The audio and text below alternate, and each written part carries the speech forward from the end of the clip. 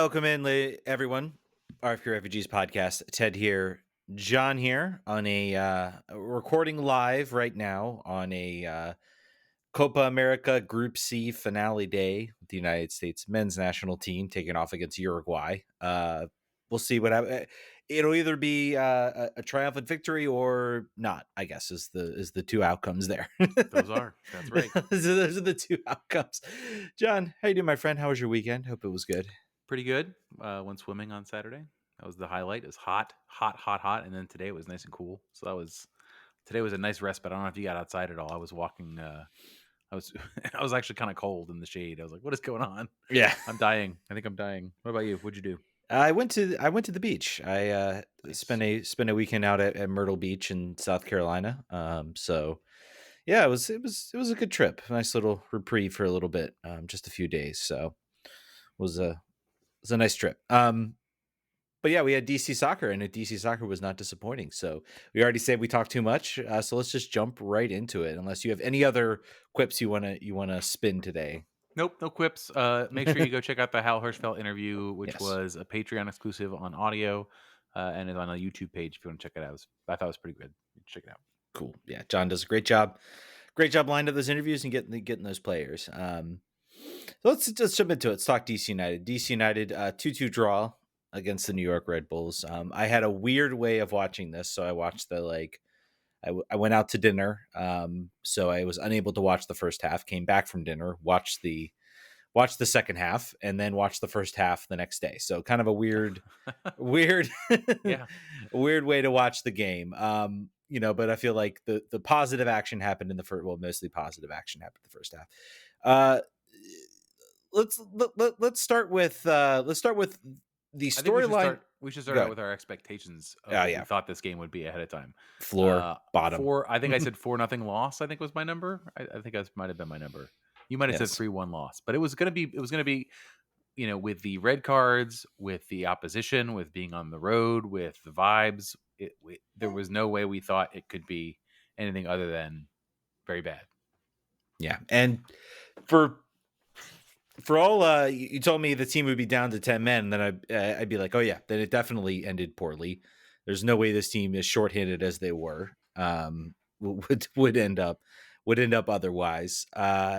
Let's talk about the opening of the game, because I thought maybe Red Bulls came in a little bit slow, and DC came out really quick, and they looked actually probably like the better side for, I'd say, about the first 16 minutes, right? Certainly leading up to the goal, and then even after that. I will say what's been interesting, and I'll be more curious to watch it. Against Cincy coming up on Wednesday, because there'll be no Benteke again.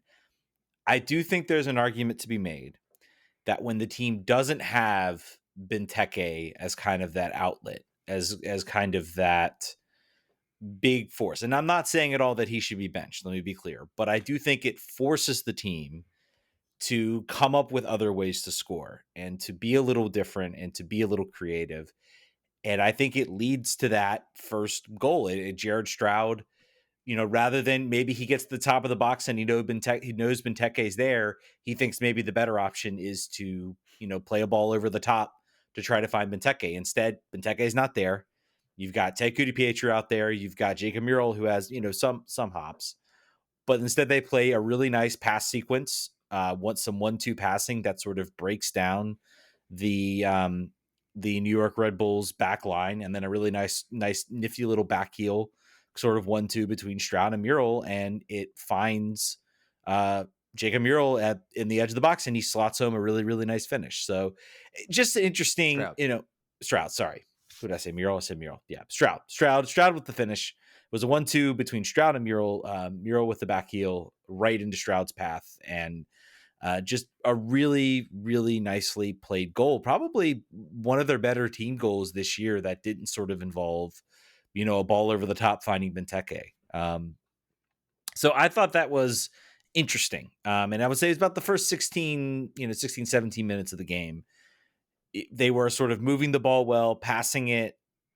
I thought particularly Dahomey showed some ability to find the open man, to sort of be an outlet. And Martin Rodriguez as well continues to impress. Yep. And we'll get into we got a question about his performance, about what we make of it, so maybe I'll hold a little bit for that. But overall, like, I've sort of given my thoughts. Any sort of anything you I want to add, or anything different that you just to want the to say? point that it was a surprising start to the game where Red Bulls couldn't account for maybe DC United playing in a different way than they would have expected or that they Mhm. could have seen on game tape. It's tough to say that the team is certainly not better without Benteke, but it does require some more problem solving that they're not forced to do otherwise. It would, if you look at this lineup and you just swap Mural for Benteke, like that creativeness is still feasible, right? It's Mhm. just about the fact that he's so good in the air that it's like a cookie on the countertop. It's like, it's there. You're gonna probably want to go for it, even if you don't really need a cookie. Yeah, That's probably why they are so one note with him on the field. yeah, and I almost wanna you almost want to be as Troy was saying, be like, look, like, let's try this with Benteke out there. Let's, maybe that is a last resort option type of thing across. If you're in space, you see where he might have a chance, then yeah, of course, play that crossover and into the air, because he probably has an opportunity. But rather than just kind of forcing it down, into the box or into his path, let's try to connect some passes a little bit. Let's make, some runs. Let's look for some other options that might then cause teams to then have to shift, and then that opens up better opportunities for Benteke, where maybe he's not getting 5 or 6 lofted balls to him in the box, but he's getting 3 or 4, but 2 of them are much more open than the one he might get off of the 5. You just got to give the wingbacks and Jared Stroud like a doggy shock collar when they play with him. Just like if they think about a cross, like, zzz, and they don't anymore. Because I mean, Stroud, to your point, like Stroud's function on this team with Benteke is to like never shoot. Yeah. Like if he's in the box, he's done something wrong. He needs to be his cleats need to be on the end line, on the sideline rather. Yeah. Yeah, and I will say, I think, I want to see this team. I felt like in that first half against Houston, the introduction of Martin Rodriguez, and let's talk about him. Let's talk about him. The Enclave says, any new opinions on Martin Rodriguez's performance of late? I think he looks. I think what he brings. I will say, I think, some of the talk about, wow, he looks so good. Maybe we should keep him. Maybe we should have him be on the team next year. I think that does come from, he has brought a sort of different style. His calmness on the ball, his ability on the dribble, his ability to sort of retain possession, and also to be kind of an outlet. He is sort of going into spots and saying, being that sort of, really, we talk about Benteke being that outlet over the top, where if you're, when in doubt, just hit it over the top and Benteke will probably win it. Instead, Martin Rodriguez is kind of being like, hey, I'll strip back into the defensive third. I'll be maybe an option. I'll find the space to kind of like be that pass, and then I can look and find some other things. I don't think he's like brought anything explosive. I think it's been that type of simple, I can hold the ball, I can possess the ball, I can be tight on my dribble. Like, when he touches the ball on his feet, it's very clear that it is something that not a lot of players on DC United really have right now. And I don't know quite like how to, like, I guess, I don't know if there's a way to quantify it, but it just looks like when he is on the ball, he is much more in control and can sort of put the ball into spots, and maybe beat some guys on the dribble that maybe a lot of other players don't have. So I think that's accurate. I think it's not a player that's worth his salary yet, but he is providing some useful skill sets that the team needs at the moment. Just as far as handling pressure, not turning the ball over. I want to talk about Ted too in the second half. You made a comment sort of about him being able to do some things, but I feel like he has regressed exactly in the things that Martin Rodriguez is good at, like sort of uh, taking players on, not losing the ball, uh, being thoughtful about which way you're going to take the ball once you receive it, just sort of like those highly technical things. And I think that's he's not. I don't really see him being a big goal scorer. I don't see him being a big assist guy. But I think for the rest of this year, unless this team gets a major makeover in the summer, which we don't think it will, uh, he's certainly earned the right to be involved I don't know about every game, but certainly more than he had been, where he was getting a couple minutes every 5 games. So there's that. He's improved dramatically in that way. You talk about Ted. Ted's improved. No. Martin Oh, Rodriguez. I think oh, that Ted has. Martin. I think that Ted has taken a big step back. I think he's lacking in confidence. I think when he dribbles the ball into the final third, I think that players are picking out on his tendencies and are making him make mistakes.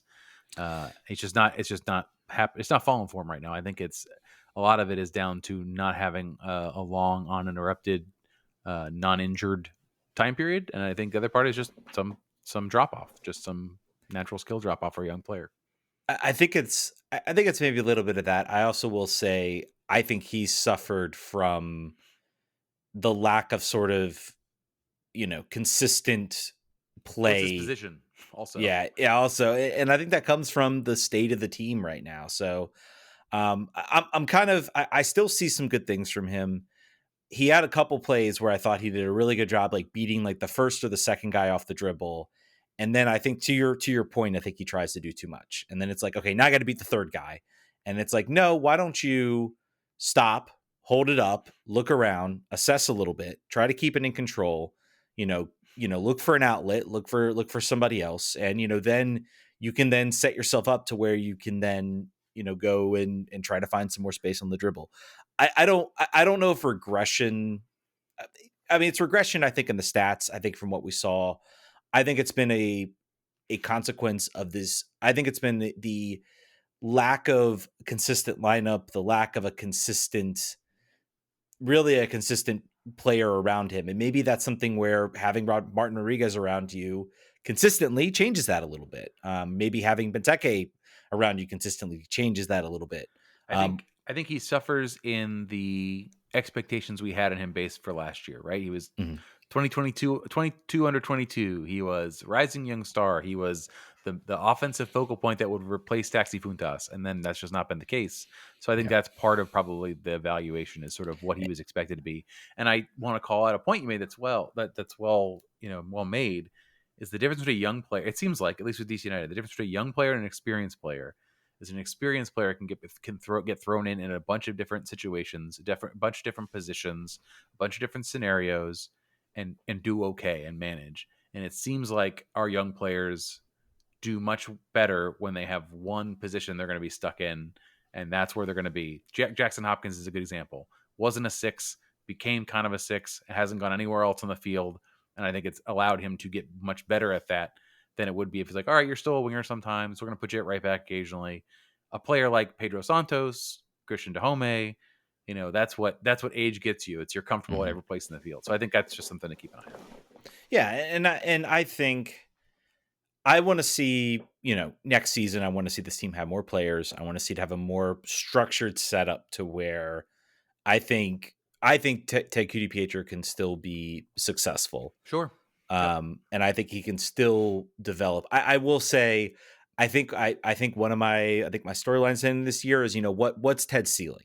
We kind of know his We were floor. talking about an international sale, I think, at last Yeah, season. We were yeah, concerned, yeah. and I don't think not this year. That's certainly not a Yeah, concern right now. that's definitely that ship has sailed. And I mean, I don't want to say never, but I mean, I don't think he's had a season that is turning many heads. I mean, maybe you see someone come in for a little bit. He is on, I think so. They extended his option, so they got one more year left on that option.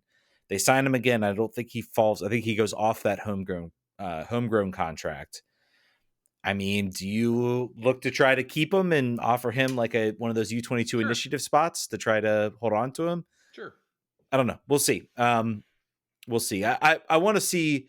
I'm excited for the summer. Even if this team just gets a few more pieces in here, if they can just be consistent. I think another storyline here is McVay's back, and I was maybe ahead of what I thought. What I thought he was going to be. So that is very good to have him back. Troy is very honest in press conferences. I found that to be the case. If he says a player will be available for a little bit or manage minutes, that is correct. Yeah, but yeah, I don't know. I think I still kind of want to see Ted. I still want to kind of see Ted do more. I think this has been the year where we've given the young players minutes. Unfortunately, Jackson Hopkins, Christian Fletcher picked up injuries. We'll see. They've been out maybe a little longer than I expected. He said they should be they're close to returning. I think they're in full training.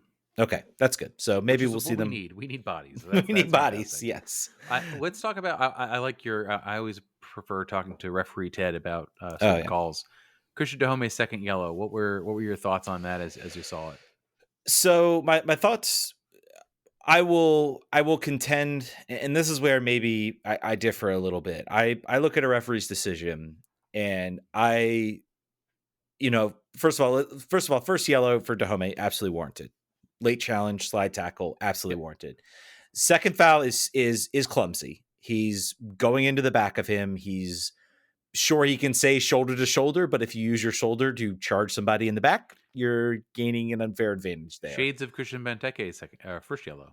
Yeah, you're just kind of you're not shoulder. Just because you use the shoulder, you cannot use the shoulder just to blitz somebody into the back. You have to be playing it side by side, playing it fairly. Using it to fight the other player.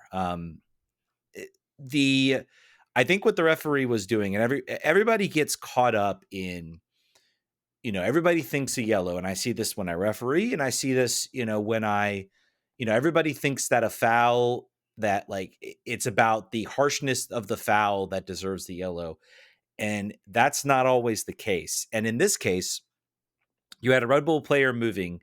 You had several Red Bull players that were, essentially he had options to pass to.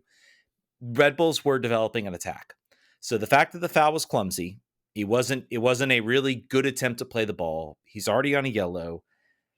You're opening yourself up to where you can get that second yellow. And it's stopping honestly a potentially a promising attack.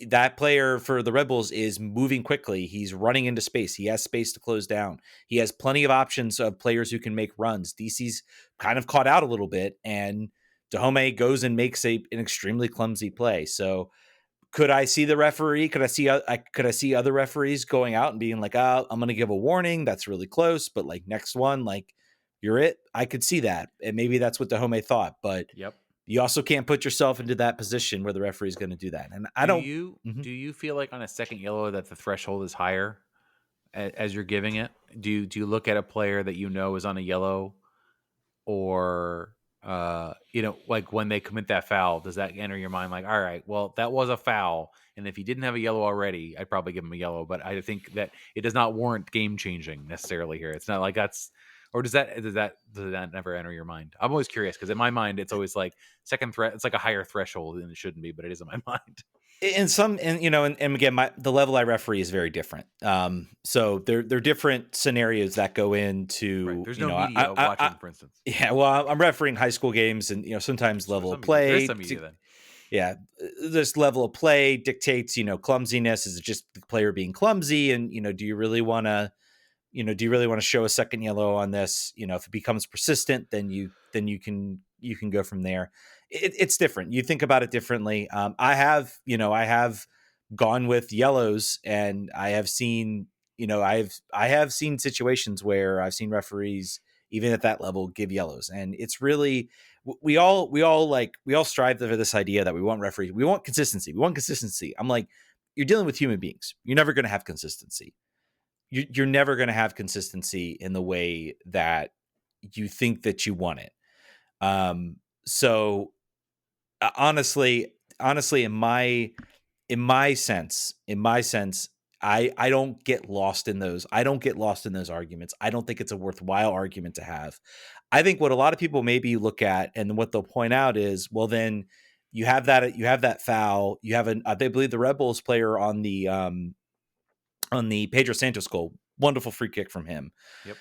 When you have that on the Pedro Santos goal, people are wondering, well, why is that not a yellow? The reason it's not a yellow is because I believe Ted is kind of all alone. There are several Red Bull defenders in front of him. He has next to no option other than just to dribble. He wins the foul. In my mind, that is not as does not meet the threshold of stopping a promising attack that the situation that Dahome found himself in. So, but if you are a non-referee and are looking at just the stats and seeing that DC United had 3, 4, 6 yellow cards awarded, especially after the yellow card fest that was last week at home. The conspiratorial among us start to think, boy, the refs just hate us. The refs are out to get us. Yeah, in my mind, I hate those. Yeah, I hate it. I just hate those excuses. I'm just like, no, you have a yellow, you need to be smarter. And there are plenty of players that get yellows and act smarter. And I think it's a casualty of the fact that Dahomey is a winger / forward. He can service and he can play left back, but this is not an ideal situation for him. And I feel kind of bad for him in a certain sense because I feel like he gets a lot of flack from people, gets a lot of flack from fans. And I'm like, yeah, but this is not really his natural position. He is not a natural, wing back. He is a very much a attacking player that can sort of shift into that role. And that role has basically become permanent because the coach said, nope, I don't want Yaz here, and we'll just deal with it until. And also we have Connor Antley too, and then Connor Antley goes down with the injury. That's really why he's been forced into it. But yeah, he won't be there against Cincy, and I think he also won't be there. I think he gets a double whammy. I think he picked up his 5th yellow, so he's suspended for Cincy, and then I think he's suspended for Orlando as well. Wonderful, because then wonderful. Just excellent. Just getting hit with those double whammies. Acaboni will be back at least, right? So that's good. That's right. Did you, after Red Bull scores their second goal to equalize, did you assume, like probably most East End fans, that it was only a matter of time before goal number 3 was dropping? Or did you feel confident? I don't know if I felt confident. Obviously, you're down a man. You've given up that third goal. I don't know. Red Bulls, I will say, did not play well in this game. No, they were sloppy in their finishing. They were missed tons of chances where they could have turned the ball, and I feel like there was always like one missed pass that went out of bounds. Emil Forsberg must have been really not close to fit to only get 10 minutes at the end of this game. Yeah, because if he had come out in the second half, I think we would have had a different different scenario. I definitely was worried as soon as I saw him come on the field, though. That last 10 minutes was like, oh, just hold on. Yeah, that was the one moment I was like, well, we might have something here. But I will tell you, like, I kind of looked at that and I said, oh, they got their goal. That was kind of expected. It was kind of a fluky deflection. I think some people will talk about hint of offside. I thought there was. The TV angle makes it look like that Corey Burke, I think, is running in an offside position. And if you watch, near the goalkeeper. If you watch the video, though, the line of sight is really what they've harped on. Is if there's a player offside blocking the line of sight, then that is infringing on his ability to see the ball. In this case, it was not for Miller. It was not Corey Burke was not blocking the line of sight. The player that was blocking the line of sight was directly in front of the goal. And I think it was Pedro Santos or somebody was standing right there, literally blocking his line of sight. I think if he's not there, Tyler Miller makes an easy save there and we maybe walk out of there with 3 points. So that was one of those things I looked at. And I think a lot of people maybe then got upset at that too. And hey, that was less upsetting for me personally out of the two. Yeah. That the second yellow really was just like, are you kidding me again? Can we not for once? What I want to talk about. So that's the game. Basically, I want to talk about it. Sort of any other things that stick out. Tyler Miller gets his 3rd start in a row. Yeah, saves the game. Saves the draw late in the second half with a couple sort of ridiculous saves. Expected goals faced. Well, the stats aren't very good here. Expected goals on target faced 1.5. Goals prevented -0.44. Is a negative number on goals prevented a positive? Is that a good? Is it like golf scoring? No, that's not. That means that you gave up. That means you gave up 2 goals, and so you let in. You only were expected to give up 1.5. It's not like a tragic. It's not a tragic number. Like it's not a Rafael Romo hero of Copa America for DC United type of situation. Oh man. Can we like well maybe we should have opened with that, but man, probably should have. Rafael Romo, Jose Ferrardo. For those who are not been paying attention to Copa America, you're much more healthier for it, let me tell you. Rafael Romo making a PK save, who, by the way, if you remember for DC, was awful. Very, very bad. Very, very bad. And then Jose Ferrardo, who was kind of Eric Davis was maybe the one guy who I wouldn't mind having back right now. But Jose Ferrardo. As we are dumpster diving for left backs or trying to within our own team, yes. Yeah, so, but but Jose Ferrardo scoring the game winning goal against the United States, so might be responsible for. Uh, I believe we can go ahead and say Rafael Roma was certainly responsible for knocking out Mexico, and now we can say that Jose Ferrardo might be responsible. Pending this result, you'll know tomorrow, knocking out the United States as well. So The ghost of DC United past wreaking havoc in this tournament. wild. But I think Go ahead. I think Tyler Miller has played well. I think it will be. I'd be very interested to ask Troy sometime, like, just what's your thinking here exactly? You've got two goalkeepers that, to my mind, are playing very similarly. Like, they're not. Neither of them are game winning. Neither of them are really giving up really bad goals. They're both pretty much the same in distribution. What was your thought about making the switch and also sticking with this player? Are you seeing something that that you like more, or is it just a gut feeling? What's going on here? I'd love to know. I think Tyler Miller showed me a little bit in this game why that salary was why A little he bit maybe higher. makes a little bit more. Just in like he seemed like he was, he made a couple of really nice saves. I think he made some fairly close to what you could call like game saving saves and Yep. point saving saves in this game. So he like earned a point. It's been tough to like really go bad on like Alex Bono because the team has been poor like all around. But you look at the like what he was sort of faced against, the defense he was faced with having, essentially Matty Petzola and really Lucas Bartlett as the only Lucas Bartlett is the only natural center back. And really, I mean, yes, again, they were poor. Like Red Bulls were poor, but maybe some of that is just the team sort of frustrating them, not allowing them to get, really as you're going to give them good looks. I mean, it's just the nature of the way this team is set up right now, but giving them, limited good looks and then also getting some good opportunities and some good saves. So I I think don't know. I think he's earned another start against Cincy. I think you I keep him think in. two, it's probably that they're in a slide and there's no other lever that Troy could pull Mhm. because they have no players. So there's one thing you could do. You could switch the goalkeepers and see if that sparks the team. It really hasn't, but it was certainly worth a try. Other than Yeah. this draw, that's the first half spark. I don't why not? Yeah, they're intangible things too that like a goalkeeper can do, that can kind of make things better. And organization, organizing the defense. So maybe we see some of that push its way forward. So Let's get into these questions, these yeah, DC United sure. questions. What do you got? Uh, PJ Cad says, "As July 18th nears, at this point, who do you keep? Who do you let go?" There's a lot. I don't know. It seems like maybe the max exodus. I don't think we're going to have a major piece leave. I don't think we're going to have any other the Yaz, from what I'm hearing from Tom Bogart, as he's sort of had some videos out there. If you go check his content, he's basically saying the team is basically they're really just pushing for winner. They're going to have a lot of contracts that are going to expire. Rodriguez will expire. Dahome will expire. That opens up a lot of cap space. So they really don't want to try to commit themselves too heavily. You go out and you replace a left back with somebody you think is better. David Schnegg might be the only sort of major addition to this team. Um, that's just the honest truth right now. This team, I don't.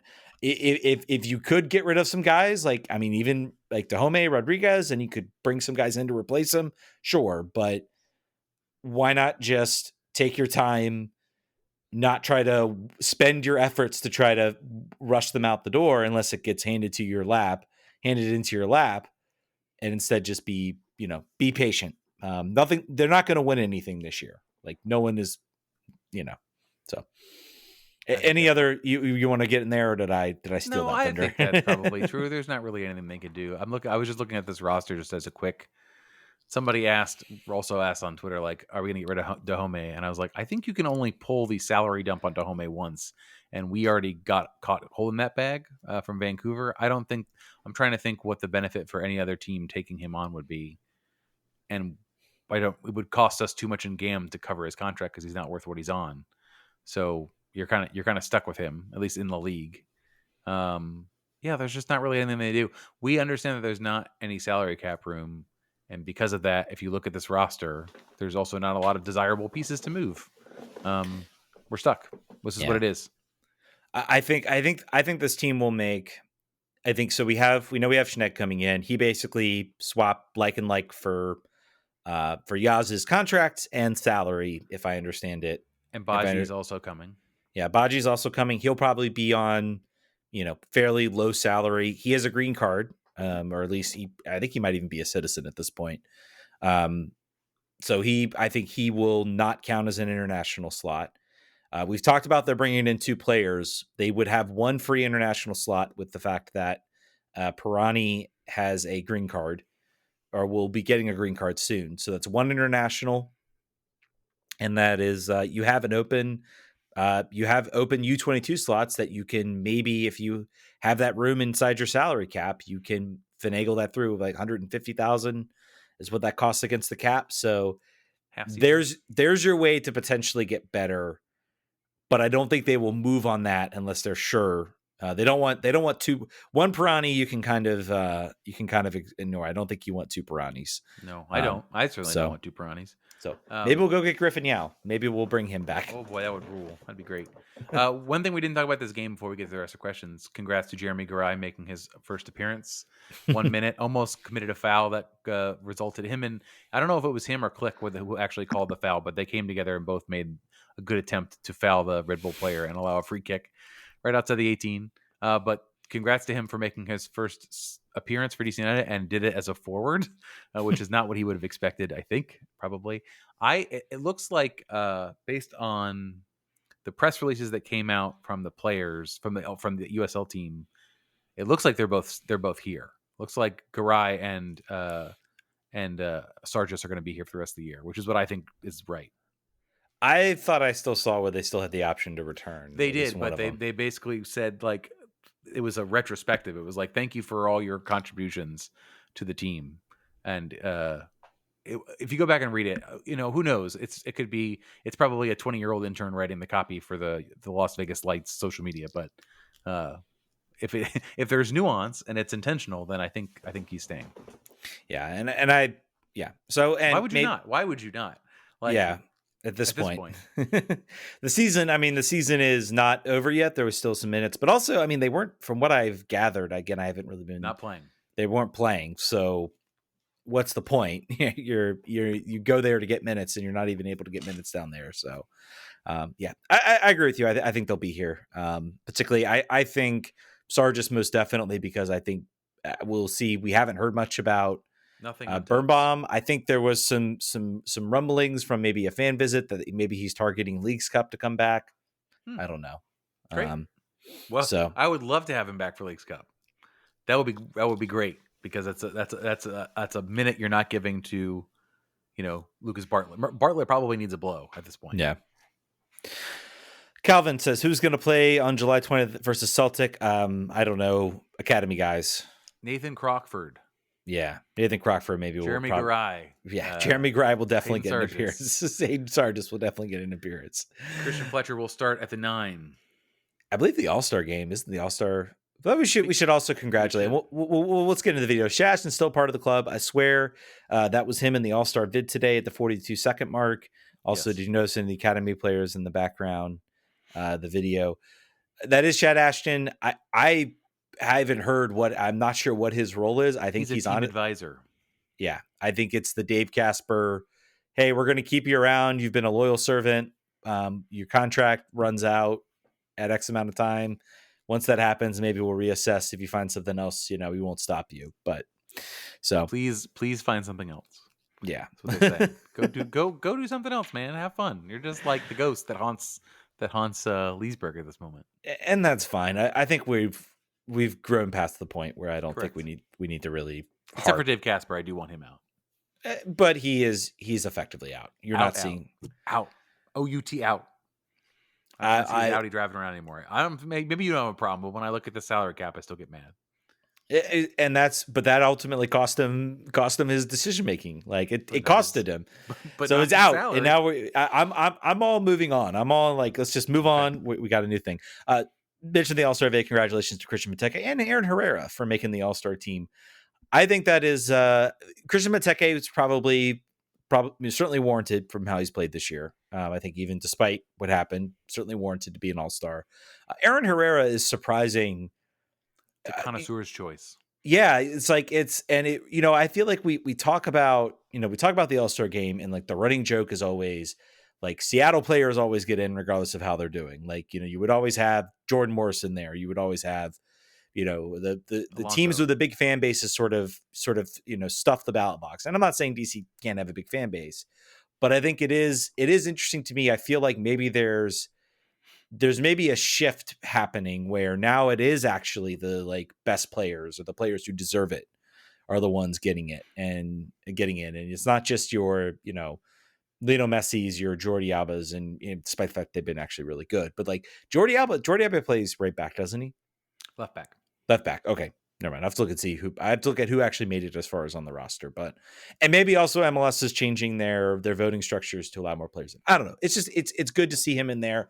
DC's not a team right now that is making many headlines, but it's interesting to see. It seems like maybe the voting people are now actually watching, and maybe they pay attention a little bit. And I think Troy said first time DC United's had 2 All-Stars since 2012, I think, what I said, which I would believe.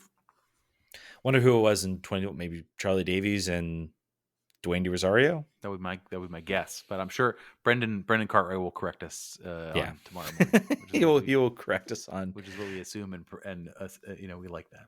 Yeah, and then next question, offsides, is David Schneck arriving after Leagues Cup? He will actually be here right before the window opens July 18th. I think DC's first game is July 19th. I would not expect him to play for maybe a spot sub in. I would not expect him to get a long run out in Leagues Cup, but he will be here. He will be here. Next question for Twitter says Brendan Cartwright says, call it out. How many goal contributions are you predicting for Baji? He says 4. I'm going to go and say over under 4. Under. I'm going over. All right. I think he will come in. I think we shall revisit when he comes in. So goal contribution would be assist or goals, right? So sister goals. I think he comes in, and I think he's a solid piece. So I'm going to go over. Robin says, any other potential signing rumors out there, or just dumping expensive contracts? Cough, cough. Dahome. She also asked about my opinions on the referees. I'm sure you did not. I'm sure no DC fan liked my opinion on the referee calls. I'm sure no one did that. It's to particular fans in general. But anyway, I don't think we've really seen much. I usually search like DC United on Twitter. Twitter is now a cesspool. I recommend going to rfkrefugees.com or to our Patreon and looking at our first article from our new writer, who will be talking about sort of what are the benefits, what are those targets. People always ask us, who do we think it's going to be, who do we think DC United is going to sign, what Central European League have you been watching recently that can give us a tip. But Calvin Byrne will be writing for us on occasion, and he got an opportunity to sit down and look at some of those names, so check that out. Yeah. And again, I promise you guys, I'm going to get back on my horse eventually. I don't know if it'll be this Wednesday. If you know somewhere in Kicker's jersey, the Henny Derby. And John, I got to say, I'm upset you're not wearing your Forward Madison kit, because we could have had some really nice banter there going on, like the old days. I was too lazy to troll. I was eating dinner. I had to get down here. Henny Derby this week, so I will be. It's at 8, so maybe I can watch like the first 30 minutes of DC. I might get some articles together. And the next question is Spirit related, so we'll hold on that for a little bit until we get to the Spirit segment. One thing I wanted to say, I will say, with the signing of or with this game, and one thing I'll kind of close out is I am relieved to see the team respond and not melt down. Yeah. After the red card, which is something that could have easily happened again. And that it's quelled my fears. And my biggest fear was I saw the way this team just kind of melted down against Houston. And I was like, oh my goodness, like, here we go again. Or like the red card, it's like, here we go again. They responded well. We didn't really even talk about the excellent free kick from Pedro Santos, but just sublimely hit. I don't know if he'll be able to do that again. But that's maybe a little bit of luck that maybe started to swing DC's way. This is, I think, maybe the first time they've scored more goals than their like XG than they generated on the XG chart. So maybe some luck is starting to sort of swing this team's way a little bit. But good response. I think it shows that, Troy Lesesne can sort of get the wheels, the wheels look like they're falling off and you can kind of get the wheels back on. One thing I always said about Ben Olsen teams was like every time you, like even in 2019, you thought the wheels might fall off and this team would like fall out of the playoff picture. They would be, sliding down that playoff chart. They would sort of, this season would be a bust. And then you have a game against Seattle where they come out and they win 2-0 and they look really good. So his ability to sort of keep the wheels on, they did fall off eventually in 2020 for sure. But sort of keep the wheels on, keep things moving, short memories, get everybody focused and aligned for the next game. It looks like maybe Troy Lesesne has that ability and has that gift. And that is by and large, I think a very, very important, an important aspect of a coach that I think maybe gets overlooked is that ability to kind of keep things moving. So, okay. Let's switch gears. Let's talk Washington Spirit, who played right at the same time as DC.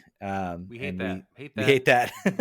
minus 5 points. Next week they'll be playing at 10, so we have different times even if it is late. So, yep.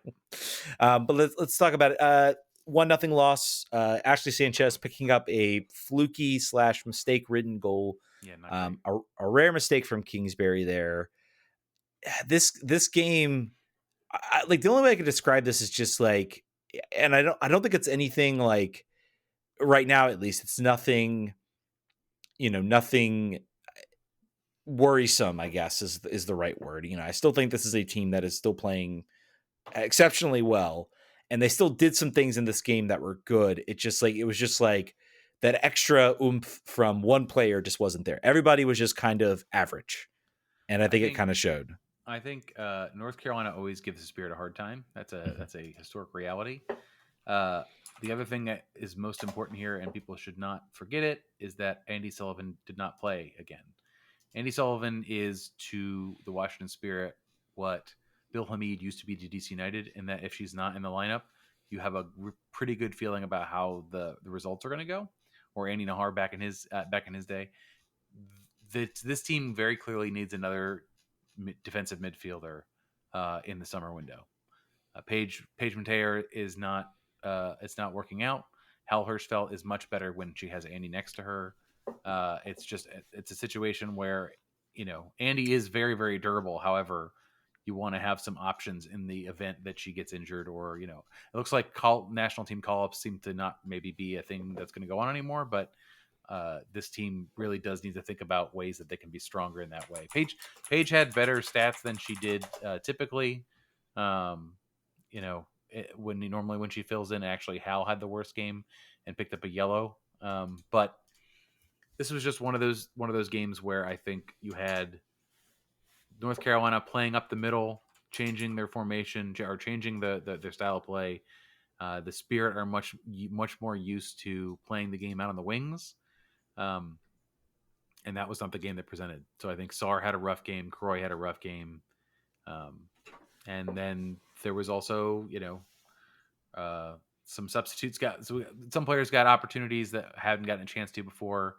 McKenna Morris gets, I think, maybe her second appearance. I'm not sure. Hasn't played much due to injury. I think it might be her first appearance.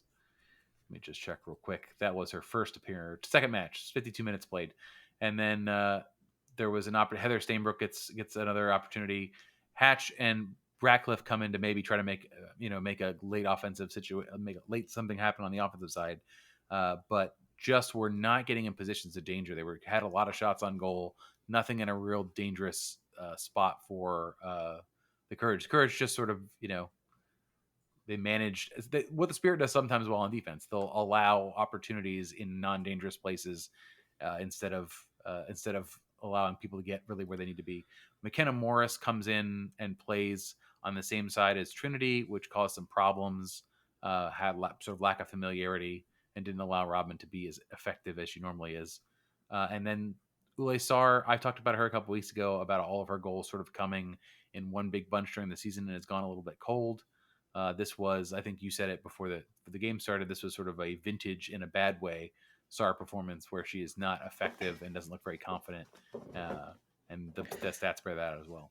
I think there were some she didn't get a lot of opportunities sort of inside the box. I think she had a couple shots and she sort of takes them from outside the box. And I remember that being kind of a frustration with her in 2023 is I felt like she's a forward, but she's not finding the right positions inside the box to have sort of those easy chances. And I feel like this year that's been where she's been better is I guarantee I don't know, I don't have an ability to look at the stat.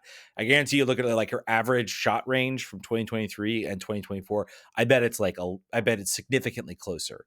And the fact that she's gotten into those positions inside the box, creating those sort of high probability chances, you're going to score more goals than if you're trying to like shoot it from outside the box or you're trying to play it out of there.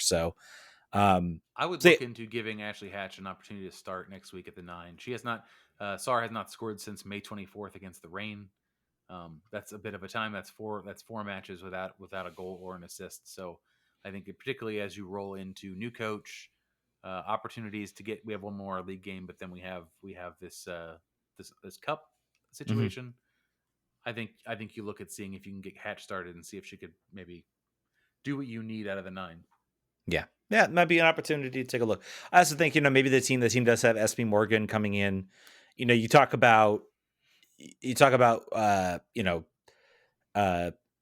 Andy Sullivan's defensive abilities. I think also her ability sort of as being that distributor and moving the ball forward and finding the right spots and opportunities. Maybe you bring in an SB Morgan and she can also give you that sort of progressive pass ability. That's really what she's known for. Her defensive ability is kind of average, but her passing and her progressive passes and her pass completion has been excellent. So maybe They that's just what need you look another for. stopper in the midfield is what they need. They need another. Trying to think back, the Jordan Baggett over there are players that had that role that would either get injured or whatever the situation was, and Hal has been that, but they definitely need another player of a similar Andy profile that you can afford.